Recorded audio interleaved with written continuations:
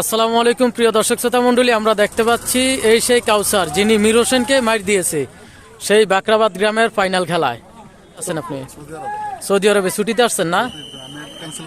আচ্ছা, ক্যান্সেল করে আসছে, সম্ভবত আবার যাবে। তো আজকের লিঠন মালের এলাকা সানসার গ্রামে ওনাকে পেয়ে গেলাম। তো ভাবলাম ওনার একটা সাক্ষাৎকার নেই, সাক্ষাৎকার কি ওনার সাথে জাস্ট একটু কথাবার্তা বলতেছি। তো দাররা না, এটা কোন ইউনিয়ন পড়ছে? গল্লা ইউনিয়ন, চান্দিনা থানা না? চান্দিনা থানা। তো সামনের যে খেলাগুলোতে এগুলো দেখবো ইনশাল্লাহ। উনি দেশে আছে, 4-5 মাস থাকার সম্ভাবনা আসেনি।